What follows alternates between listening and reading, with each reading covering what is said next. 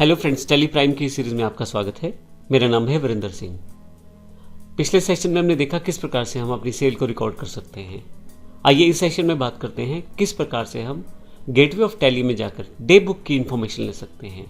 हालांकि मुझे अभी सेल की एंट्रीज या बाकी बेसिक एंट्रीज करनी है, लेकिन ये इंपॉर्टेंट टॉपिक इसलिए मैं बीच में लेके आया हूँ क्योंकि मुझे कोई भी वाउचर एंटर करते वक्त, जैसे स्पेशली सेल और परचेज करते वक्त, हमें कुछ इन्फॉर्मेशन को जानना ज़रूरी रहता है। उसकी इन्फॉर्मेशन मैं इस सेशन में आपको देने वाला हूँ।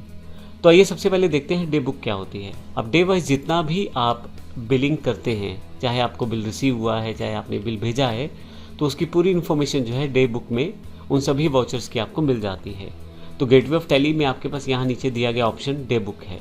अगर आप गेटवे ऑफ टैली में देखें तो कुछ मेन्यू आइटम्स में, जैसे कि अल्टर, क्रिएट, चार्ट, अब इनमें कुछ करैक्टर जो हैं वो कैपिटल हैं, जैसे सी कैपिटल है, ए कैपिटल है, एच कैपिटल है, यहाँ वी कैपिटल है, यहाँ के कैपिटल है। तो डे बुक में जाने के लिए आप के का इस्तेमाल करें, यानी कि इसका शॉर्टकट की के लेटर है। इसी तरह से वाउचर में जाने के लिए आप वी लेटर का प्रयोग करें। तो अगर मैं यहाँ के का प्रयोग करूँगा तो डे बुक डायरेक्टली मैं यहाँ आ जाऊँगा। मैं एस्केप कर देता हूँ और डे बुक पर जाने के लिए मैं क्लिक भी कर सकता हूँ। तो इसका मतलब ये हुआ, जो ये करैक्टर स्पेशल करैक्टर्स हैं जिनको ब्लू कलर से दिखाया गया है, ये करैक्टर असल में शॉर्टकट कीज़ हैं जो कि अल्फ़ाबेट में कैपिटल दिखाई गई हैं, और इनको दबा के आप डायरेक्टली उस ऑप्शन को खोल सकते हैं। जैसे आप नीचे की तरफ देखें तो बैलेंस शीट में बी है, प्रॉफिट एंड लॉस में पी है, स्टॉक समरी में एस है, इस तरह से रेशियो एनालिसिस में आर है और डिस्प्ले मोर रिपोर्ट्स में डी है। मुझे यहाँ पे अभी डे बुक में जाना है तो के दबा सकता हूँ। अगर आप टेली प्राइम से बाहर जाना चाहते हैं तो क्यू यानी कि क्विट कर सकते हैं, या आप एस्केप की का भी प्रयोग कर सकते हैं, जो आपके कीबोर्ड में सबसे पहला की होता है एस्केप की। तो आइए अब देखते हैं, डे बुक को ओपन करते हैं इसे। तो आप देखेंगे जो भी वाउचर आपने एंटर किए थे वो आपके पास एक डे बुक में कलेक्टिवली यहाँ दिखाए गए हैं। जैसे डेट, किस डेट को वाउचर एंटर किया गया है, पर्टिकुलर्स, IDBI बैंक है, Dinesh sons, CNC company, cash, voucher type क्या है, कॉन्ट्रा, सेल, परचेज इत्यादि, वाउचर नंबर उनके, अमाउंट कितना डेबिटेड है, क्रेडिट अमाउंट कितना है। तो आपके पास एक साथ ही सभी वाउचर की डिटेल, उस पर्टिकुलर डे पे कितने वाउचर आपके पास आपने काटे हैं, वो सारी टैली में जितने भी वाउचर आपने उस पर्टिकुलर डेट को काटे हैं उसकी इन्फॉर्मेशन आपको यहाँ पे मिल जाती है। राइट हैंड साइड पे कुछ बटन दिए गए हैं, जैसे आप डेट चेंज करना चाहें तो F2 से डेट चेंज कर सकते हैं, तो उस पर्टिकुलर डेट के आपको वाउचर दिखाएगा। अगर आप एक से अधिक कंपनीज का प्रयोग कर रहे हैं तो आप कंपनी चेंज कर सकते हैं, उस केस में आप पर्टिकुलर दूसरी कंपनी में जाकर उसके वाउचर देख सकते हैं। वाउचर टाइप आप चेंज कर सकते हैं, जैसे कि मैं सिर्फ कॉन्ट्रा वाउचर देखना चाहता हूँ उस पर्टिकुलर डेट पे, तो मैं कॉन्ट्रा सेलेक्ट कर लेता हूँ, तो कॉन्ट्रा के ही वाउचर मुझे दिखाए गए हैं। फिर से मैं यहाँ से ऑल आइटम्स पे जाऊँ तो सारे वाउचर्स में देख सकता हूँ। आप चाहें तो बेसिस ऑफ वैल्यूज़ के थ्रू भी आप अपनी एंट्रीज़ को कर सकते हैं, जैसे कि यहाँ पे आप अकाउंटिंग एंट्रीज़ को लेना चाहते हैं, ऑल वाउचर्स, इन्वेंट्री एंट्रीज़ को, तो इनको भी आप यहाँ से सिलेक्ट कर सकते हैं। मैं यहाँ से एस्केप करके वापस बाहर आ जाता हूँ। तो ये बेसिक इन्फॉर्मेशन जो हम डे बुक में देख पा रहे हैं उसमें आपके पास डे वाइज, यानी कि 1 अप्रैल को जितने भी वाउचर कटे हैं उनकी इन्फॉर्मेशन यहाँ डेबिट क्रेडिट दोनों तरफ से दिखाई गई है।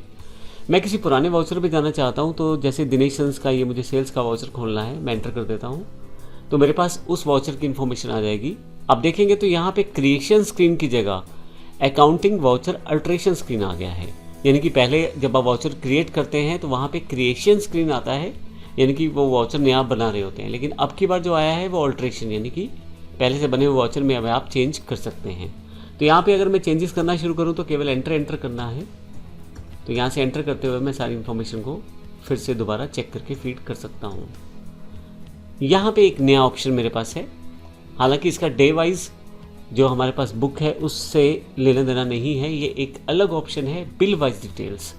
तो कई सारे स्टूडेंट्स इस जगह जाके कंफ्यूज हो जाते हैं, बिल वाइज डिटेल कहाँ और क्यों आता है। तो बिल वाइज डिटेल ऑप्शन आपके पास तब इनेबल हो जाएगा अगर आपने दिनेश एंड सन यानी कि पार्टी की लेजर में जाके आपने बिल वाइज डिटेल्स को यस किया हुआ है।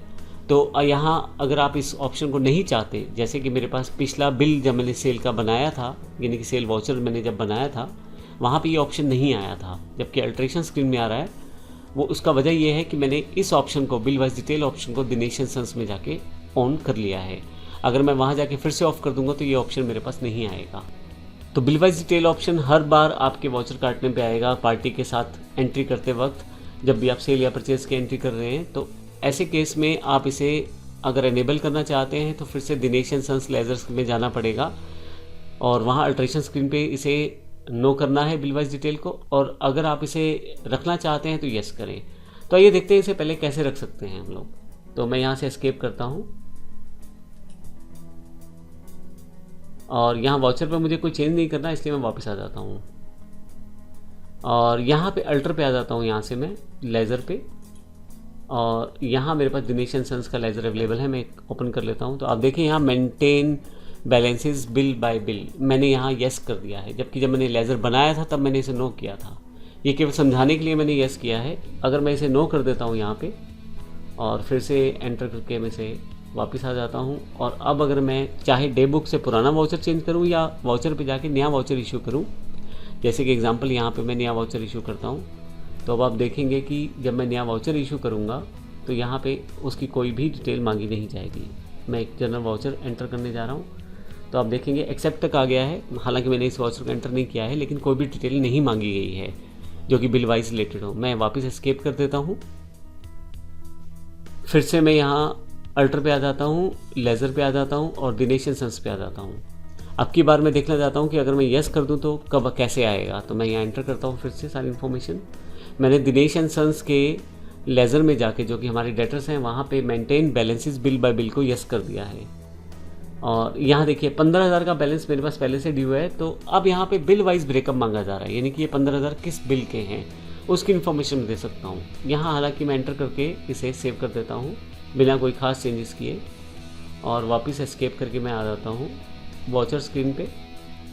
अब मान लीजिए मुझे कोई नया बिल एंटर करना है दिनेश एंड सन्स के नाम से, तो अब यहाँ पे जैसे ही मैं यहाँ सेल की एंट्री करूँगा तो टोटल अमाउंट के बाद ये नरेशन से पहले मेरे पास एक स्क्रीन और आ जाएगी, bill wise detail for Dinesh and sons. ये जो 2,000 रुपये मैंने लिए हैं, ये बिल वाइज डिटेल के अंतर्गत मुझे बताना है कि किस चीज़ के हैं। अब देखिए, जब भी दिनेश एंड सन्स की एंट्री करूंगा मैं पेमेंट करते वक्त, सेल करते वक्त, तो ऐसे केस में मेरे से इन्फॉर्मेशन मांगी जाएगी कि वो अमाउंट जो मुझे मिला है या जो सेल मैंने की है वो किस बिल से रिलेटेड है। उस इन्फॉर्मेशन को आप यहाँ मेथड ऑफ एडजस्टमेंट के थ्रू रिकॉर्ड कर सकते हैं टैली प्राइम में। अगर आप एडवांस सेलेक्ट करते हैं तो ऐसे केस में, अभी मैं सेल वाले ऑप्शन में हूँ, लेकिन अगर एडवांस सेलेक्ट करते हैं तो किसी सेल्स ऑर्डर के लिए आप 2,000 रुपये एडवांस ले रहे हैं। अगर आप अगेंस्ट रेफरेंस करते हैं तो इसका अर्थ ये हो सकता है कि आपने पहले कोई बिल लिया था या बिल काटा था, तो ऐसे केस में आप उसके प्रति आप इस अमाउंट को सेटल करना चाह रहे हैं। न्यू रेफरेंस, एक नया बिल आप जनरेट करना चाह रहे हैं, जैसे मैं इस केस में एक नया सेल्स वाउचर मैं एंटर करना चाह रहा हूं, तो ऐसे केस में ये एक नया रेफरेंस से रिलेटेड है।